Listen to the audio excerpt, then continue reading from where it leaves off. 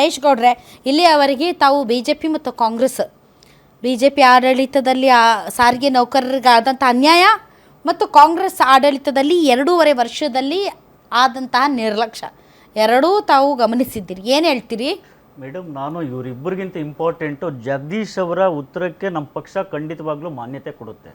ಏನಿವತ್ತು ಜಗದೀಶ್ ಅವರು ಮಾತನಾಡಿದರೆ ಅದನ್ನು ನಾನು ಹತ್ತಿರದಿಂದ ನೋಡಿದ್ದೇನೆ. ಪೂಜ್ಯ ಕುಮಾರಸ್ವಾಮಿ ಸಾಹೇಬರು ಏನು ಮುಖ್ಯಮಂತ್ರಿ ಆಗಿದ್ದರು ಆ ಸಂದರ್ಭದಲ್ಲಿ DC ತಮ್ಮಣ್ಣವರು ಸಾರಿಗೆ ಮಂತ್ರಿಗಳಾಗಿದ್ದರು. ಆ ಸಂದರ್ಭದಲ್ಲಿ ನಾನು ಅವ್ರ ಜೊತೆ ಕೆಲಸನೂ ಮಾಡಿದ್ದೇನೆ.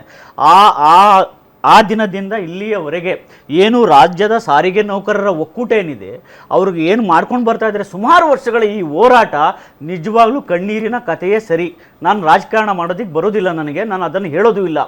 ಅವತ್ತಿನಿಂದ ಇಲ್ಲಿಯವರೆಗೆ ಬೆಳಗಾವಿ ಅಧಿವೇಶನದ ಸಂದರ್ಭದಲ್ಲಿ ನೀವೇ ನೋಡಿದ್ದೀರಿ, ಅಧಿವೇಶನದಲ್ಲಿ ಏನಾದರೂ ಮಾಡಿ ನಮ್ಮ ಕಷ್ಟಗಳನ್ನು ಬಗೆಹರಿಸ್ಕೋಬೇಕು ಅಂತೇಳಿ ಇವರು ಹೋರಾಟ ಸ್ಟಾರ್ಟ್ ಮಾಡ್ತಾರೆ.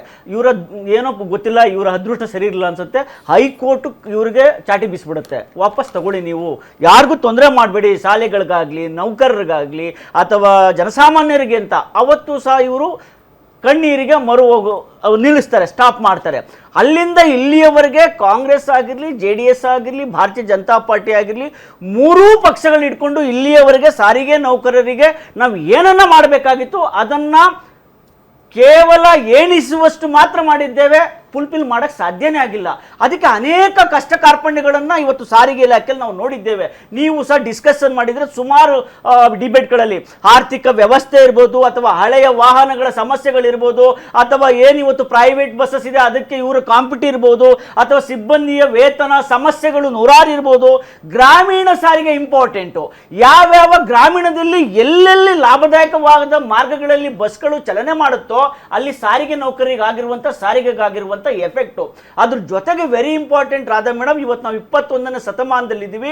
ಇದಕ್ಕೆ ಸಂಬಂಧಪಟ್ಟಂತೆ ಕುಮಾರಸ್ವಾಮಿ ಸಾಹೇಬರು ನರೇಂದ್ರ ಮೋದಿಜಿಯವ್ರ ಜೊತೆ ಮಾತುಕತೆ ಮಾತನಾಡಿದ್ರು. ಇಲ್ಲ, ಈ ದೇಶಕ್ಕೆ ಇವತ್ತು ಈ ಎಲೆಕ್ಟ್ರಿಕ್ ಡ್ರೈವ್ ಬಸ್ಗಳ ಅಗತ್ಯತೆ ಇದೆ, ಸಾರಿಗೆ ನೌಕರರನ್ನು ನಾವು ಕಾಪಾಡಬೇಕು ಅಂತೇಳಿ ಈ ಏನು PM ಈ ಡ್ರೈವ್ ಸ್ಕೀಮ್ ಅಲ್ಲಿ ಕುಮಾರಸ್ವಾಮಿ ಅವರು ಸತತವಾಗಿ 6 ಬಾರಿ ಮೀಟಿಂಗ್ ಅನ್ನ ಮಾಡಿದ್ರು. ಎಲ್ಲಿ? ದೆಹಲಿಯಲ್ಲಿ.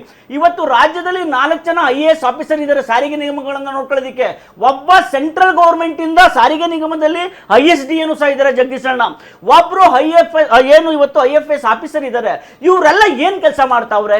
ಇವತ್ತು ಸಾರಿಗೆಗೆ ಒಂದು ದಿನಕ್ಕೆ 9,61,20,000 ದುಡ್ಡು ಬರುತ್ತೆ ಫಾರ್ ಡೇ. ಇವ್ರು ಹೇಳ್ದಂಗೆ ಏನು ಇವತ್ತು ಫ್ರೀ ಕೊಟ್ಟಿದಾರಲ್ಲ, ನಟರಾಜ್ ಗೌಡ್ರು ಹೇಳಿದ್ರಲ್ಲ, ಆ ದುಡ್ಡನ್ನ ಇವತ್ತು ಯಾಕೆ ಇವ್ರಿಗೆ ಕೊಟ್ಟಿಲ್ಲ? ಅದಕ್ಕೆ ಉತ್ತರ ಇಲ್ಲ ಅವ್ರ ಹತ್ರ. ಜಗದೀಶ್ ಅಣ್ಣನೇ ಕೇಳಿದ್ರು, ಏನಾಯ್ತು ಫ್ರೀ ಬಸ್ಸಸ್ ಅಲ್ಲಿ ಓಡಾಗಿ ಇವತ್ತು ಫ್ರೀ ಬೀಸ್ ಕೊಟ್ಟಿದ್ರಲ್ಲ ಅದೇನಾಯ್ತು? ಅದಕ್ಕೆ ಉತ್ತರ ಅವ್ರ ಹತ್ರ ಇಲ್ಲ. ಸಿ ಮೇಡಮ್, ಮತ್ತೆ ನಂಬತ್ತೀನಿ, ಕುಮಾರಣ್ಣವರು ಸ್ವತಃ ಲಕ್ನೋ ಏನು ಅಶೋಕ ಲೈಲ್ಯಾಂಡ್ ಇದೆ ಅಲ್ಲಿಗೆ ಭೇಟಿ ನೀಡಿ ಈ ದೇಶಕ್ಕೆ 2026ರವರೆಗೆ 14,028 ಈ ಎಲೆಕ್ಟ್ರಿಕ್ ಡ್ರೈವ್ ಬಸ್ಗಳನ್ನು ಕೊಡಿ ನೀವು ಅಂತೇಳಿ ಮೋದಿಜಿ ಅವರ ಹತ್ರ ನಾವು ಪರ್ಮಿಷನ್ ತಗೊಂಡು ಕರ್ನಾಟಕಕ್ಕೆ ನಟರಾಜ್ ಗೌಡ್ರೆ 2024ರಿಂದ 26ರವರೆಗೆ 4,500 ಬಸ್ಗಳನ್ನು ಕೊಡ್ತೀವಿ ಅಂತೇಳಿ ರಾಮಲಿಂಗಾರೆಡ್ಡಿ ಅವರಿಗೆ ಮಾತು ಕೊಟ್ಟು ಆ ಮಾತನ್ನ 70% ಉಳಿಸ್ಕೊಂಡಿದ್ದೇವೆ. ಇದರ ಅರ್ಥ ನಾವೀಗೆಲ್ಲ ಗೊತ್ತಾಗಿದೆ ಎಲ್ಲರಿಗೂ. ಇವತ್ತು ಏನು ಇದನ್ನು ಹೇಳಬೇಕು ರಾಧಾ ಮೇಡಮ್, ನಾನು ಇದನ್ನು ಹೇಳಲೇಬೇಕು. ಇವತ್ತು ಸಾರಿಗೆ ನೌಕರರಿಗೆ ESI ಇಲ್ಲ. ಈಗಿನ ಕಾಲದಲ್ಲಿ ಪ್ರತಿಯೊಬ್ಬರು ಕೆಮಿಕಲ್ ಮಿಶ್ರಣ ಆಹಾರ ತಿಂದು BP ಶುಗರ್ ಬಂತು ಅಂತ ಚಿಂತೆ ಮಾಡ್ತಾರೆ. 24 ಧಾನ್ಯಗಳನ್ನ ನೀರಿನಲ್ಲಿ ನೆನೆಸಿ ನೆರಳಿನಲ್ಲಿ ಒಣಗಿಸಿ ಮಣ್ಣಿನ ಮಡಿಕೆಯಲ್ಲಿ ಹದವಾಗಿ ಹುರಿದು ಸಾಂಪ್ರದಾಯಿಕ ಪದ್ಧತಿಯಲ್ಲಿ ತಯಾರಾಗಿದೆ ಜೀನಿ. BP ಶುಗರ್ ದೂರ ಆಗ್ಬೇಕು ಅಂದ್ರೆ ಪ್ರತಿದಿನ ಜೀನಿ ಕುಡಿಯಿರಿ. ಇವತ್ತು ಅವ್ರ ಹೆಂಡತಿ ಮಕ್ಕಳಿಗೆ ಕಿಡ್ನಿ ಫೇಲ್ಯೂರ್ ಆದ್ರೆ ಏನಾರ ಆದ್ರೆ ಇವತ್ತು ಅವ್ರಿಗೆ ರೇಷನ್ ಕಾರ್ಡ್ಗಳಿಲ್ಲ, ESI ಇಲ್ಲ, ರೇಷನ್ ಕಾರ್ಡು ಇಲ್ಲ, ESIಯೂ ಇಲ್ಲ. ಕೊಡೋದು ಪುಡ್ಕೋಸಿ 30,000 ಸಂಬಳ. ಇವ್ರ ಕುಟುಂಬಗಳು ಪ್ರಾಣ ಹತ್ಯೆಯನ್ನು ಮಾಡ್ಕೋಬೇಕಾ? ಆ ಥರ ಕುಟುಂಬಗಳನ್ನ ನಾನು ಕಣ್ಣಾರೆ ತೋರಿಸ್ತೀನಿ. BMTCಯಲ್ಲಿ ಸ್ವತಃ ನನ್ನ ಸಹೋದರನಿದ್ದಾಳೆ, ಅದಕ್ಕೆ ಹೇಳ್ತಾ ಇದ್ದೀನಿ ಇದನ್ನ. ಯಾಕೆ ಅಂತ ಹೇಳಿದ್ರೆ ಇವತ್ತೆರಡು ಕಿಡ್ನಿ ಫೇಲ್ಯೂರ್ ಆಗಿ ಇನ್ನೂ ಆಪರೇಷನ್ ಮಾಡಿಸ್ಕೊಳಕ್ಕಾಗಲಿಲ್ಲ. ಒಬ್ಬ BMTC ನೌಕರನ ಹೆಂಡತಿ. ಇವತ್ತಿದೆಲ್ಲ ಇಟ್ಕೊಂಡು 1,50,000 ಜನ ಈ ಕರ್ನಾಟಕದಲ್ಲಿ ನೌಕರರು ಇಟ್ಕೊಂಡು 34,291 ಜನ BMTCಯಲ್ಲಿ ಹಗಲು ಹಿರುಳು first shift, second shift, third shift ಕೆಲಸ ಮಾಡ್ತಾ ಇದ್ದಾರೆ. DC ತಮ್ಮಣ್ಣ ಅವರು ಏನು ಮಿನಿಸ್ಟರ್ ಆಗಿದ್ರು ಆ ಸಂದರ್ಭದಲ್ಲಿ ಇವ್ರು ಹೇಳಿದ್ರು, ಜಗಣ್ಣ ಏನಂತ, ಏನು ನಮ್ಮ ಇಲಾಖೆ ಒಳಗಡೆ ನಡೀತಾ ಇದೆ, ನಮ್ಮ ಮೇಲೆ ಪ್ರಹಾರ. ಈ ಪ್ರಹಾರ ಸುಮ್ಮನೆ ನಡೀತಾ ಇಲ್ಲ, ಸಸ್ಪೆಂಡ್ ಆಗಿ 12,000 ಜನ ಆಚೆ ಇದ್ದಾರೆ. ಈ 12,000 ಜನಕ್ಕೂ ಇವ್ರ ಕೆಲಸವನ್ನ ರೀಓಪನ್ ಮಾಡ್ಲೇ ಇಲ್ಲ. ಅದ್ರಲ್ಲಿ 2,400 ಜನ ಬಿಜೆಪಿ ಅವ್ರು ಮಾಡಿದ್ದು. ಆಗ್ಲಿ ಸಂತೋಷ, ನಾವು ಮಾಡಿದ್ವಿ ಮೇಡಮ್. 2,400 ಜನರನ್ನ 4 ಜನ IAS ಆಫೀಸರ್ಗಳನ್ನ ಕುಮಾರಣ್ಣ ಕರೆಸಿ ವಾಪಸ್ ಕೆಲ್ಸಕ್ಕೆ ತಗೊಳ್ಳಿ ಅಂತೇಳಿ ಸುಮಾರು 12,000 ಜನರನ್ನ ನಾವು ಫುಲ್ಫಿಲ್ ಮಾಡಿದೀವಿ. ಇದು ಎಲ್ಲವೂ ಈಗ ರಾಮಲಿಂಗಾರೆಡ್ಡಿ ಅವ್ರು ಕೆಲಸ ಮಾಡ್ತಾರಲ್ಲ ಅಂತ ನಾನು ಹೇಳಿಲ್ಲ ನಟರಾಜ್ ಗೌಡ್ರೆ. ನೀವು ರಾಮಲಿಂಗಾರೆಡ್ಡಿ ಅವ್ರು ಕೆಲಸ ಮಾಡ್ತಾ ಇರೋದ್ರಿಂದನೇ ಇವತ್ತು ನೀವು ವಾಪಸ್ ತಗೊಂಡಿದ್ದಾರೆ ಯಾರು ಸಾರಿಗೆ ನೌಕರರು ನಿಮ್ಮ ಮೇಲೆ ಅಭಿಮಾನ ಗೌರವವನ್ನ ಇಟ್ಟು. ಹಾಗಂತ ನೀವು ಇದೆಲ್ಲ ಹೇಳ್ತಾರೆ ಮೇಡಮ್. DK ಶಿವಕುಮಾರ್ ಅವ್ರು ತೆಗಿರಿ ಏನ್ ಹೇಳಿದ್ದಾರೆ ನಟರಾಜ್ ಗೌಡ್ರು ನೋಡ್ಕೊಳ್ಳಿ. ರೀ ಸಾರಿಗೆ ನೌಕರರೇ ಸಂತೋಷ ಪಡಿ, ನಾವೇನು ಇವತ್ತು 26 ತಿಂಗಳು ಹಣವನ್ನ ಬಿಡುಗಡೆ ಮಾಡಿದ್ದೀವಿ, ಇದಕ್ಕೆ ಸಂತೋಷ ಪಡ್ಕೊಳ್ಳಿ ಕೇಳಿ ಅಂತ ನಿಮ್ಗೆ ಹೇಳ್ತಾರೆ ಮಾಧ್ಯಮದವ್ರಿಗೆ. ಇದು ಕೊಟ್ಟಿರೋದು 2023ರ ಹಿಂಬಡ್ತಿ ಹಿಂಬಾಕಿ ಹಣ ಇವ್ರಿಗೆ. ಹಾಗಾದ್ರೆ ಇನ್ನೂ 2 ವರ್ಷದ ಮನಗಿದೆ. ಏನು ಉಪಕಾರನ? ಯಾರು ಉಪಕಾರ ಇಲ್ಲ, ಅವ್ರ ಮನೆಗಳ ಇದು ಬೊಕ್ಕಸದಿಂದ ಕೊಡ್ತಾ ಇದ್ದಾರಾ?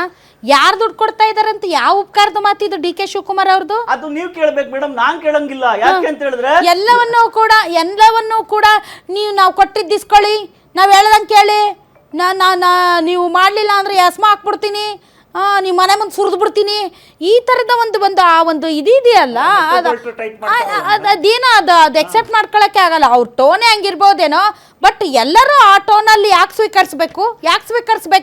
ಜೂನ್ 11, 2023ರಿಂದ ಇವ್ರೇನ್ ಶಕ್ತಿ ಯೋಜನೆಯನ್ನ ಘೋಷಣೆ ಮಾಡಿದ್ರು. ಇವತ್ತು ನೀವು ತುಂಬಾ ಚೆನ್ನಾಗಿ ಮಾತಾಡಿದ್ರಿ. ಯಾಕೆ ಅಂತಂದ್ರೆ ಇವತ್ತು ಸಾರಿಗೆ ನಿಗಮದ ನೌಕರರ ನಿಜವಾದ ನೈಜ ಪರಿಸ್ಥಿತಿಯನ್ನ ತಾವು ವೀಕ್ಷಕರ ಮುಂದೆ ಮೇಡಮ್ ಹತ್ರದಿಂದ ನೋಡಿದ್ದೇನೆ.